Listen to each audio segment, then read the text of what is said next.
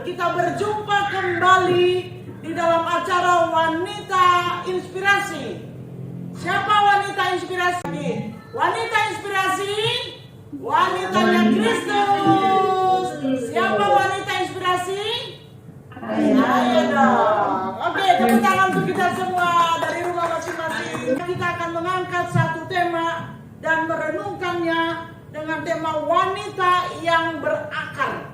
Wanita yang berakar. Nah, kita nanti akan belajar apa itu wanita yang berakar dan bagaimana wanita itu bisa berakar, apa ciri-cirinya, dan supaya kita terus berakar kokoh untuk menjalani kehidupan. Baik, kita akan membuka dulu firman Tuhan di dalam Markus pasal 4 ayat yang ke-16 sampai dengan 17, ya.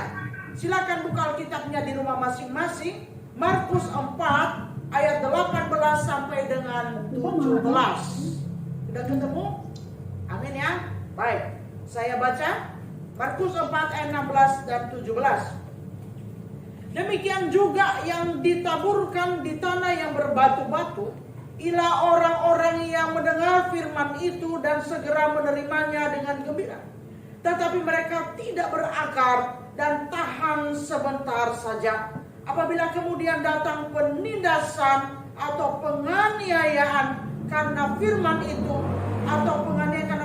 itu, mereka segera murtad. 18 saya teruskan ke bawah. Dan yang lain ialah yang ditaburkan di tengah semak duri. Itulah yang mendengar firman itu, lalu kekhawatiran dunia ini dan tipu daya kekayaan dan keinginan-keinginan akan hal yang lain masuklah menghampiri firman itu sehingga tidak berbuah. Dan akhirnya yang ditaburkan di tanah yang baik ialah orang yang mendengar dan menyambut firman itu lalu berbuah.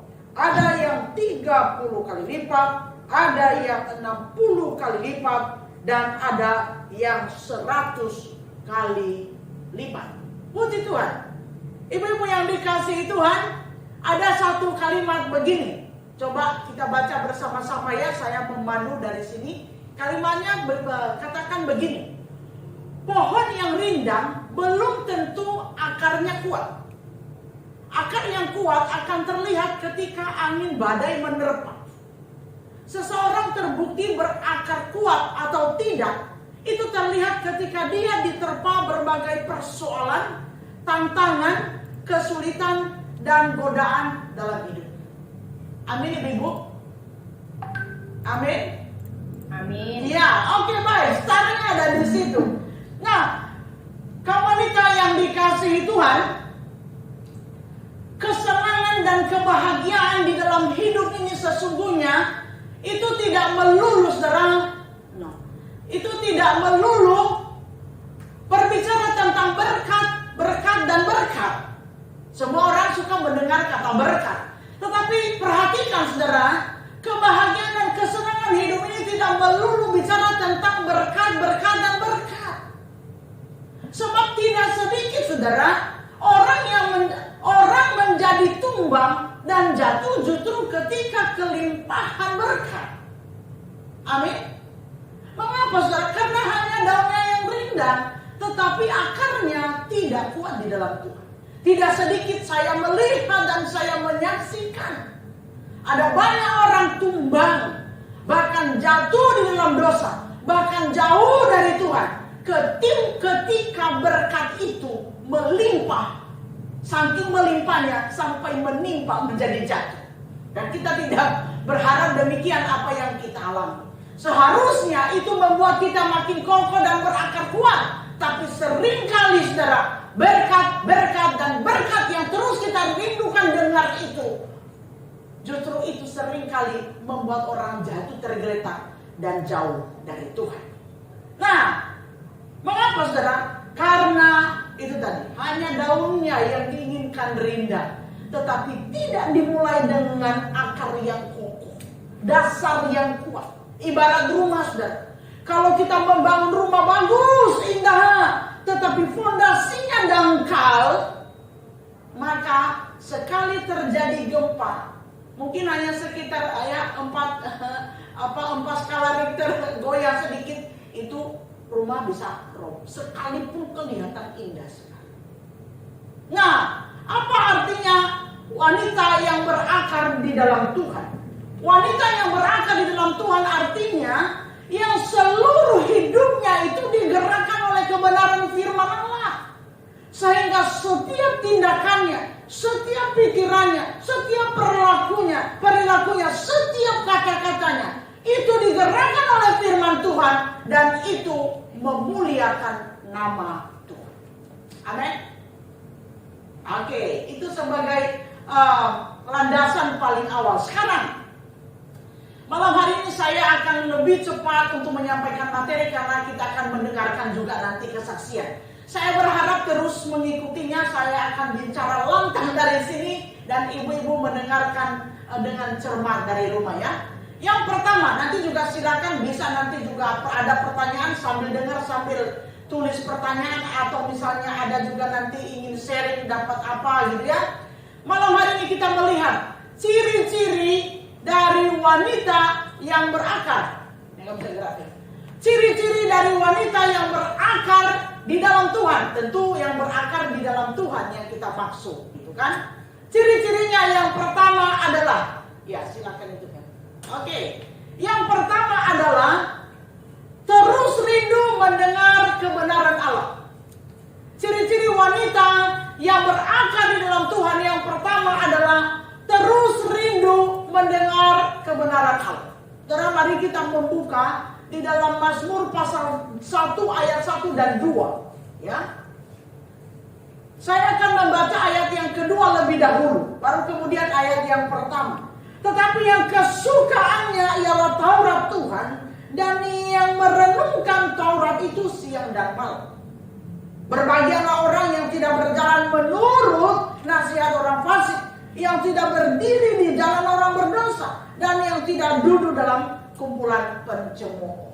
Saudara yang dikasihi Tuhan, kita akan menjadi berakar kuat. Berakar kuat di mana? Bukan di luar. Berakar kuat yang paling kuat itu adalah jika seseorang itu berakar kuat di dalam Tuhan. Nah, seperti apa? Yang pertama, terus rindu mendengar kebenaran Allah. Seperti apa wanita yang rindu mendengar kebenaran Allah? Nah, yang pertama, saudara, nah ini dia, ya. Yang pertama, wanita yang terus rindu mendengar kebenaran Allah seperti ini hidupnya. Dia senang mendengar hal-hal yang benar. Ya, kita suka mendengar hal-hal yang benar. Dikatakan di sana tadi yang kesukaannya ialah apa? Ayat yang kedua tadi, yang kesukaannya ialah Taurat Tuhan dan merenungkan Taurat itu siang dan malam. Senang mendengar hal-hal yang benar. Ibu yang dikasihi Tuhan, ada banyak orang yang menyebut dirinya Kristen, bahkan rajin ke gereja. Tetapi sebenarnya ketika mendengarkan firman Tuhan, kalau itu tidak menyenangkan telinganya,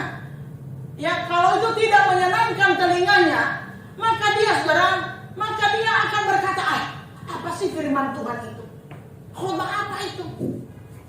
Kecenderungannya hanya mendengar berkat, maka tidak sedikit orang menjadi pindah gereja kalau dalam gereja itu pengajarannya berbicara tentang kebenaran Allah dan tidak selalu melulu berbicara berkat.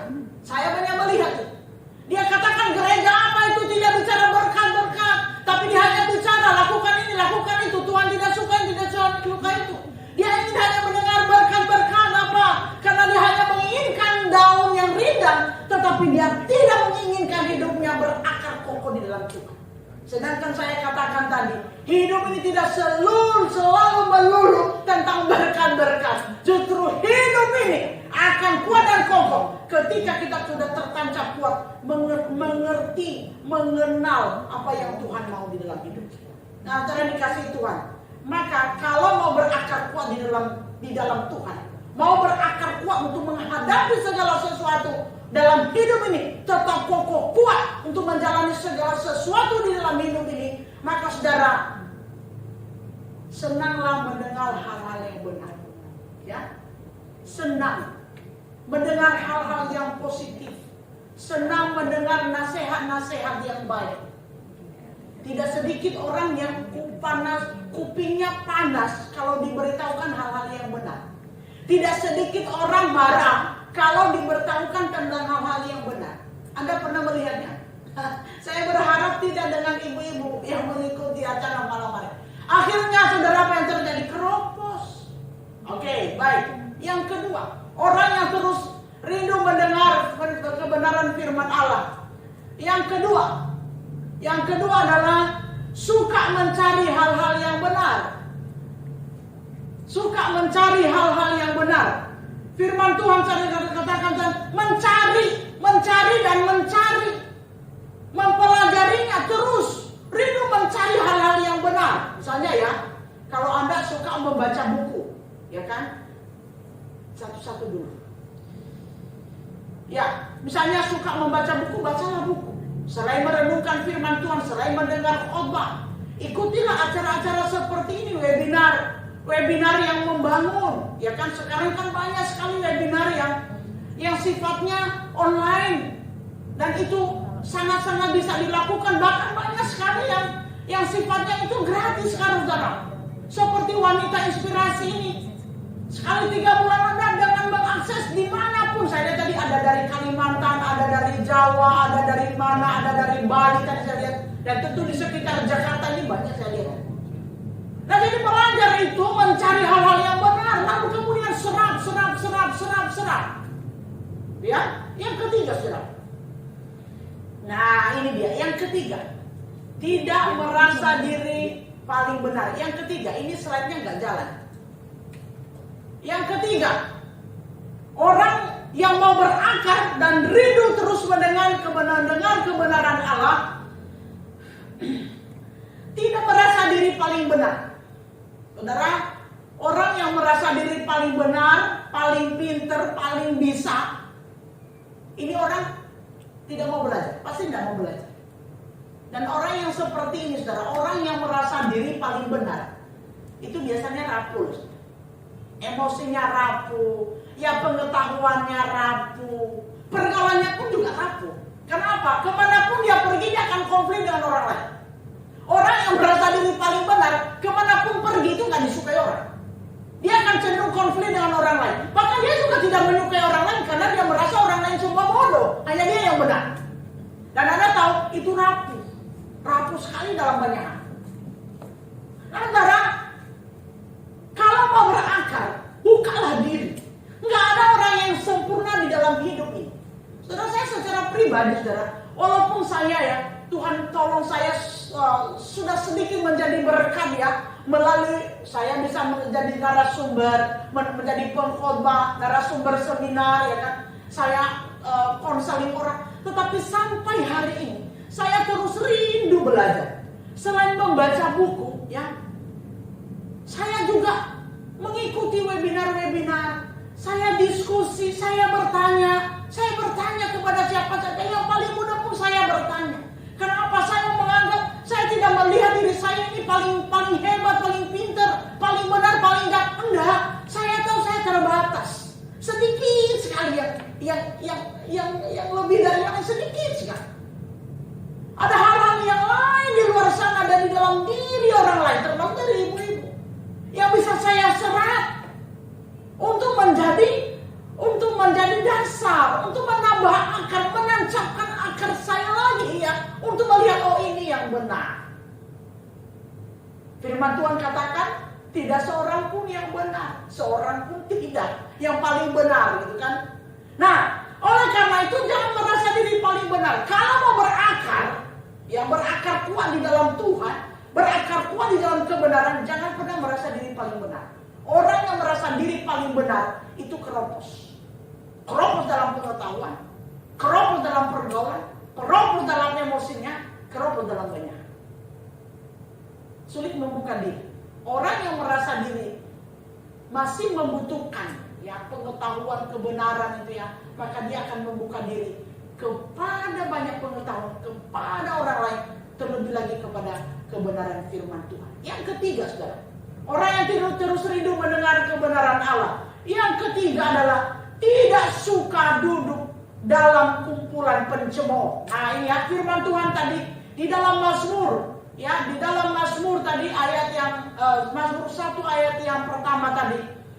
Orang yang rindu mendengar kebenaran Allah itu tidak suka duduk dalam kelompok pencemooh. Siapa itu perkumpulan pencemooh? Ya, ya ini juga nggak bisa lagi. Ya, oke. Tidak suka duduk dalam perkumpulan pencemooh. Siapa itu perkumpulan pencemooh? Yaitu tukang gosip. Saudara, ibu-ibu yang dikasihi Tuhan, saya tahu kita para wanita itu suka ngomong. Kalau udah ketemu teman ngobrol rasanya waktu nggak cukup. Tetapi perhatikan, kalau kita sudah lihat teman kita itu lebih banyak membicarakan kejelekan orang lain daripada kebaikan, maka sebaiknya tarik diri dari komunitas itu atau tarik diri dari orang itu. Karena apa? Itu tidak akan membangun saudara. Kalau orang sudah ngomongin jelek-jeleknya orangnya, tidak ada yang bagusnya lihat, apapun tidak ada bagusnya dia lihat. Maka saudara hati-hati, ibu-ibu hati-hati. Itu bukan teman yang baik. Apalagi kalau Anda jadikan dia sahabat, itu bukan sahabat yang baik. Karena apa saudara? Hati-hati memilih sahabat. Hati-hati memilih teman berdiskusi. Hati-hati memilih orang terdekat. Kenapa saudara? Siapa yang menjadi sahabat kita itu akan mencerminkan dan akan mempengaruhi karakter kita. Siapa yang menjadi sahabat kita itu akan sangat mempengaruhi siapa kita. Mungkin ibu-ibu bisa mengatakan ini. Iya, kalau orang itu terus berkomunikasi dan kita tinggal bersama, maksud saya sering berdiskusi, sering berbicara ya, sering menyerap apa yang dikatakan dari orang-orang yang suka mencemooh, maka hati-hati, itu akan mempengaruhi. Itu tidak membuat kita berakal. Pilihlah sahabat yang baik. Pilihlah sahabat yang dewasa. Pilihlah sahabat yang bicara hal-hal yang benar. Saudara, saya lebih suka berbicara tentang hal-hal yang baik dalam diri orang lain. Saya tahu orang lain itu pasti ada kekurangan. Saya tahu. Tetapi saya tidak suka mengangkat itu. Dan saya tidak suka menjelek-jelekan orang kepada orang lain lagi. Saya lebih suka menceritakan hal-hal yang baik dari orang lain. Sehingga orang lain pun bisa menyerap hal-hal yang baik. Dan itu nilai-nilai atau perilaku atau cara itu juga akan mempengaruhi orang lain juga. Orang lain akan juga suka menceritakan hal-hal yang baik dalam diri orang lain kepada orang lain lagi. Jadi saudara, nilai-nilai hidup kita itu tertransfer dan berkembang biak. Nah, dimulai dari diri kita, kemudian apa yang kita serap lalu kita keluarkan lagi, kita serap, kita keluarkan lagi. Oleh karena itu, orang yang mau berakar di dalam Tuhan, yang senang mendengar kebenaran Allah, itu tidak suka duduk di dalam kumpulan pencemooh dan juga tidak menjadi pencemooh. Amin. Halo ibu-ibu, saya sapa dulu kan. Amin. Amin. Kok semuanya jadi tegang sekali ya? Oke, saya lihat wajahnya dulu lah.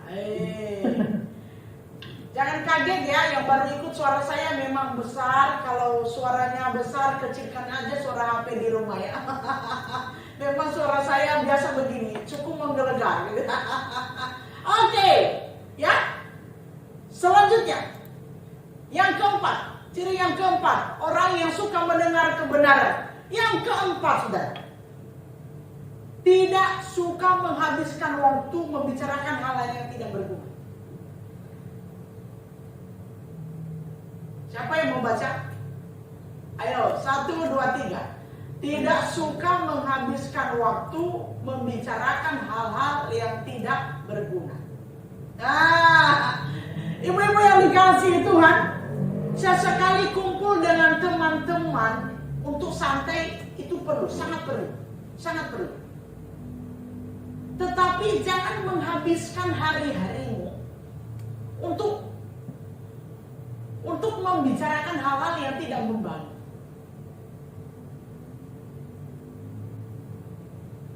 Halo? Shopping itu perlu. Perlu nggak ibu-ibu shopping? Perlu ya? Perlu.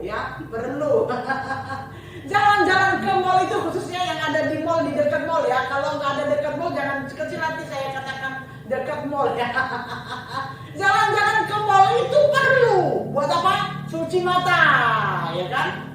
Tetapi kalau saudara itu tidak berguna, hanya menguras dompet yang tidak ada isinya, maka ya jangan paksakan. Ya, karena apa? Situasi itu akan menguras kita, itu membuat kita keropos jadi kalau tidak ada akarnya. Ibu-ibu, saya mau katakan, memberitahu pada ibu-ibu, tidak hanya 1-2. Ada banyak ibu-ibu yang lain itu terlilit hutang karena memakai kartu kredit. Dia memakai kartu kredit karena temannya jalan ke mall semua pada menggesek kartu kredit. Lah, yang sana pakai kartu kredit ya isinya banyak, stoknya banyak lah. Sini. Ada sih kartu kreditnya, tapi stoknya tipis. Lalu bareng, kenapa? Gengsi. Akhirnya apa? Gesek, akhirnya terlilit hutang. Hal-hal yang tidak berguna. Bahkan ada yang sampai diceraikan oleh suaminya karena terlilit hutang pakai kartu kredit. Saya tidak mengucilkan, mungkin ada di sini yang bekerja untuk memasarkan kartu kredit. Silakan, saya tidak bermaksud menghalangi satu profesi itu. Tetapi bagi penggunanya, dan bagi penggunanya yang sering kali terjebak siapa? Halo? Siapa yang sering kali terjebak? Ibu-ibu. Loh. Hati-hati. Ya, sampai hari ini, saya ada kartu kredit dikasih, dipaksa pakai, tapi saya tidak mau pakai. Saya nggak pernah pakai kartu kredit sampai hari ini. Takut saya. Udahlah. Secukupnya, seadanya aja. Jangan cari gara-gara. Nah, ibu-ibu yang dikasihi Tuhan, jangan menghabiskan waktu melakukan hal-hal yang tidak berguna, membicarakan hal yang tidak berguna, dan melakukan hal yang tidak berguna. Lakukan hal-hal yang berguna yang membuat Anda berkah. Oke. Ciri yang kedua. Berikutnya. Kalau tadi ciri yang pertama apa? Terus rindu mendengar kebenaran Allah. Senang mendengar hal yang benar, suka mencari hal yang benar, tidak merasa diri paling benar, tidak suka duduk dalam perkumpulan pencemooh, tidak suka menghabiskan waktu ya membicarakan dan menggunakan hal-hal yang tidak berguna. Ya, baik. Ciri yang kedua, ciri wanita yang berakar di dalam Tuhan. Ya, yang kedua. Nah, ini dia. Tetap kokoh di tengah badai. Nah, nanti Bu Lili akan kesaksian nanti bagian ini ya. Tetap kokoh di tengah badai. Kita sudah membaca tadi Markus ya, pasal 4 tadi ya. Dikatakan di sana, ketika kebenaran itu ada yang jatuh di pinggir jalan, ada yang jatuh di tanah-tanah yang berbatu, di tanah yang berbatu-batu, ada yang jatuh di semak berduri, tetapi ada yang jatuh juga di tanah yang subur. Bagaimana tetap kokoh di tengah badai adalah apabila semua kebenaran yang kita serap tadi, yang kita dengar, itu kan di poin pertama saya sudah jelaskan. Bagaimana kita kokoh di dalam kebenaran, berakar dalam kebenaran tadi. Nah saudara, bagaimana dia menjadi satu dasar yang paling kuat kalau itu jatuh di pinggir jalan? Seperti apa itu kebenaran yang jatuh di pinggir jalan? Dikatakan mendengar firman, mendengar kebenaran, lalu datang iblis. Firman yang ditaburkan itu hanya sebentar. Ada sedikit godaan, ada sedikit saja godaan di sekitarnya, udah langsung lupa dengan firman. Yang baru saja didengar, sedikit saja. Nah itu namanya jatuh di pinggir jalan. Barusan aja, tapi sudah lupa, ya kan? Yang jatuh di tanah yang berbatu-batu, ya. Dengar, dia baca, dia dengar, ya. Tetapi begitu datang kesulitan, udah langsung lupa dengan firman tadi. Langsung dia lupa, udah nggak entah kemana tadi kebenaran yang didengar, udah langsung lupa ya. Jatuh di tempat berduri, mendengar, menampung, ya. Tetapi Tapi ketika kekhawatiran hidup datang, udah langsung hilang. Nggak berakar kebenaran itu. Ketika ada nafsu duniawi menggoda, udah lupa dengan kebenaran itu. Nah, silakan ya. Bagaimana saudara supaya tetap kokoh berdiri di tengah badai? Di tengah badai. Yang pertama tadi ya, silakan. Oke. Ya. Komitmen mempraktekkan kebenaran firman. Komitmen mempraktekkan kebenaran firman. Ibu-ibu yang dikasihi Tuhan ya, supaya tetap kokoh di tengah badai. Ya, berkomitmen. Kita harus berkomitmen. Ini tidak bisa dipaksakan oleh orang luar. Nggak bisa dipaksakan oleh pendetamu, nggak bisa dipaksakan oleh mentor, nggak bisa dipaksakan oleh siapapun. Harus dari dalam diri kita sendiri berkomitmen mempraktekkan firman Tuhan di tengah kesulitan.